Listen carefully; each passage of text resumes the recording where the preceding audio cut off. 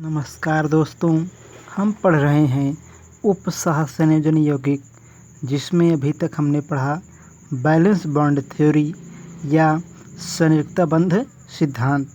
आज हम पढ़ेंगे संकुल यौगिकों में समावयवता या उपसह संयोजन यौगिकों में समावयवता। तो आइए हम पहले समझते हैं कि समावयवता क्या होती है। वयवता क्या होती है, तो आइए हम इनको समझते हैं कि समावयवता क्या है। तो आप कहेंगे कि समावयवता समान अणुभार, समान अणुसूत्र एवं समान तत्वों की प्रतिशत मात्रा रखने वाले यौगिक जब अपने गुणों में क्या होते हैं, विभिन्नता को दर्शाते हैं, तो वे एक दूसरे के समावयवी कहलाते हैं। अर्थात इनके गुणधर्म भौतिक एवं रासायनिक दोनों हो सकते हैं। तो पुनः ध्यान दें, समान अणुभार वाले, समान अणुसूत्र वाले एवं तत्वों की समान मात्रा या प्रतिशत मात्रा रखने वाले यौगिक जब अपने गुणों अर्थात भौतिक व रासायनिक गुणधर्म में अंतर दिखाते हैं या दर्शाते हैं, तो वे एक दूसरे के समावयवी होते हैं। अब आपने देखा कि ये समावयवी होते हैं और यह परिघटना अथवा यौगिकों का यह लक्षण क्या कहलाता है, वयवता कहलाता है, आइसोमेरिज्म कहलाता है। तो हमने ये देखा। अब देखिए, समावयवता मुख्यतः कार्बनिक यौगिकों में मिलता है। समावयवता मुख्यतः कार्बनिक यौगिकों में मिलता है, लेकिन अकार्बनिक रसायन में संकुल यौगिक भी समावयवता को दर्शाते हैं। संकुल यौगिकों में पाई जाने वाली जो समावयवता है वह दो प्रकार की होती है, अथवा हम यह कह सकते हैं कि समावयवता प्रायः दो प्रकार की होती है। पहला संरचनात्मक या स्ट्रक्चरल आइसोमेरिज्म, आप ये कह देंगे, और दूसरा है स्टेरियो आइसोमेरिज्म या त्रिविम समावयवता। तो आप इतना कह सकते हैं। तो आइए पहले हम समझते हैं कि संरचनात्मक समावयवता क्या होती है। संरचनात्मक समावयवता या स्ट्रक्चरल आइसोमेरिज्म क्या होता है। तो पहले हम क्या देखेंगे, संरचनात्मक समावयवता ये हम देखेंगे।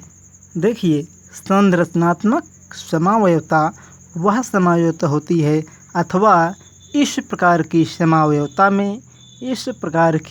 समावयवता में यौगिक के अणुओं में या यौगिक के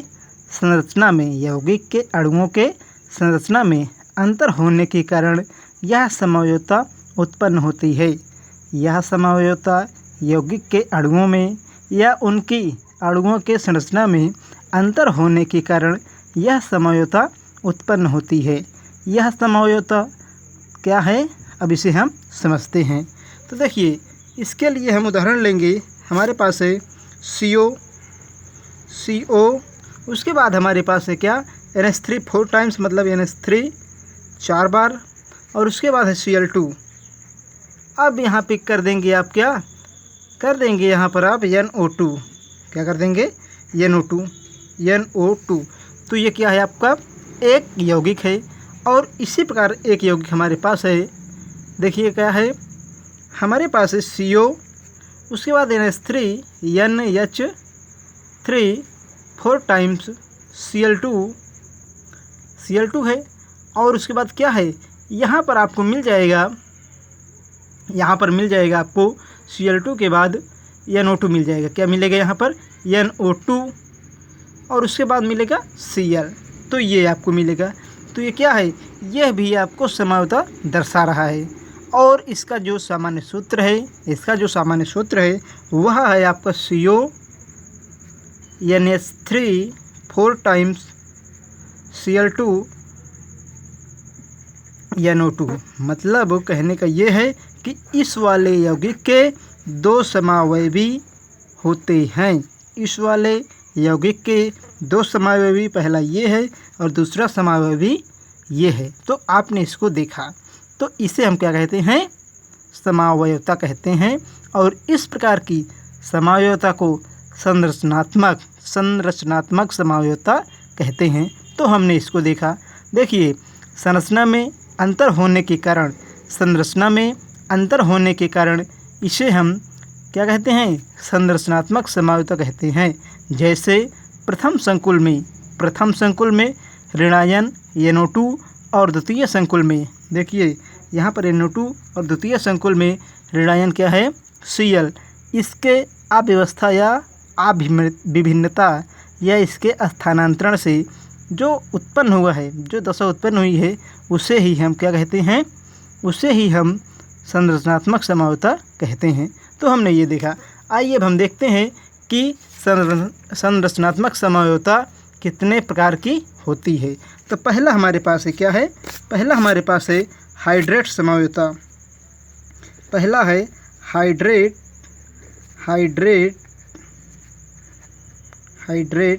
या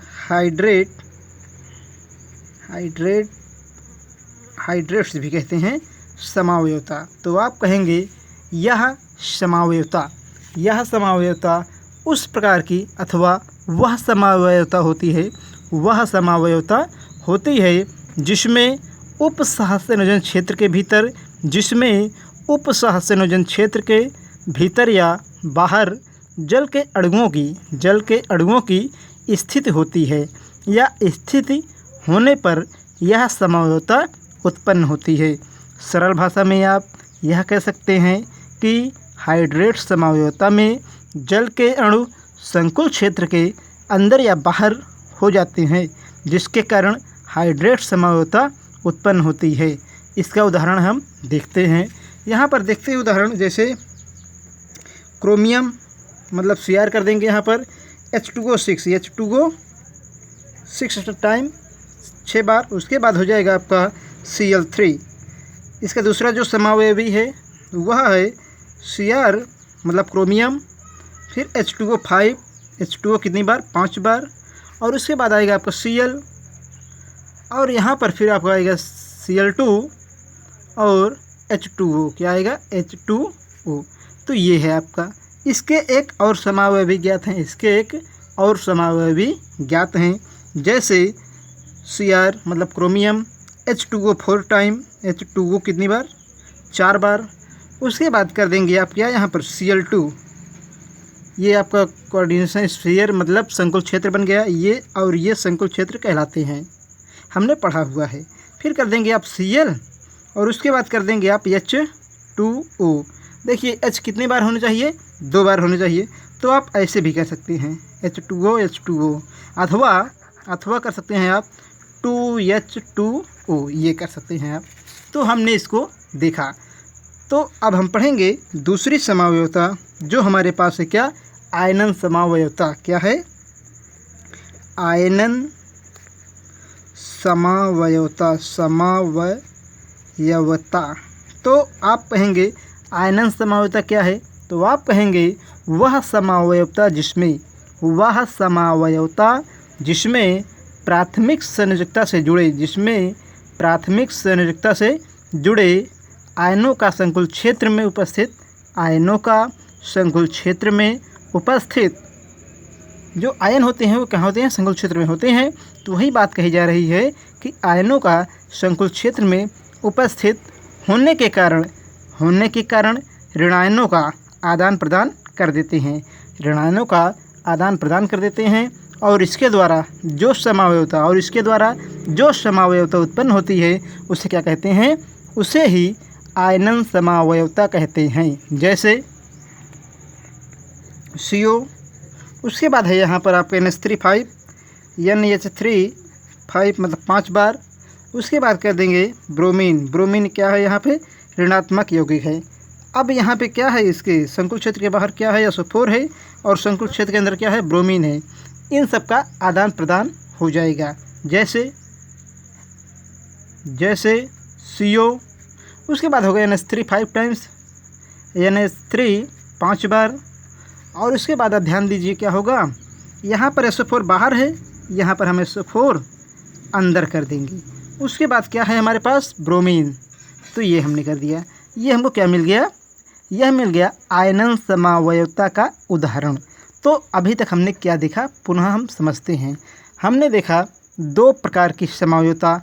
पहला हाइड्रेट समावयवता, क्या देखा, हाइड्रेट समावयवता। आप कहेंगे हाइड्रेट समावयवता वह समावयवता होता है, हाइड्रेट समावयवता वह समावयवता होता है जिसमें संकुल क्षेत्र के अंदर या बाहर जल के अणुओं के उत्पन्न होने से उत्पन्न होती है या स्थानांतरण होने से उत्पन्न होती है।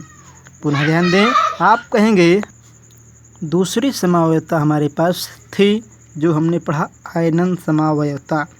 अब आप कहेंगे आयनन समावयवता क्या है, वह समावयवता जिसमें प्राथमिक संयोजकता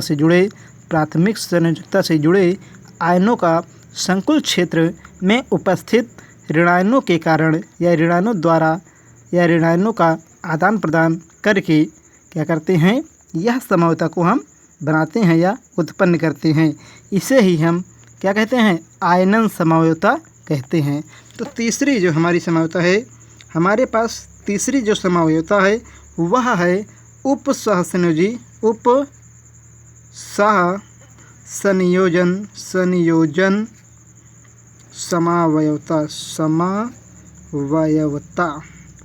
संयोजन समावयवता। तो आप कहेंगे उपसहसंयोजन समावयवता क्या होती है। तो आइए पहले हम इसकी परिभाषा को देखते हैं, उसके बाद इसे हम उदाहरण सहित समझेंगे।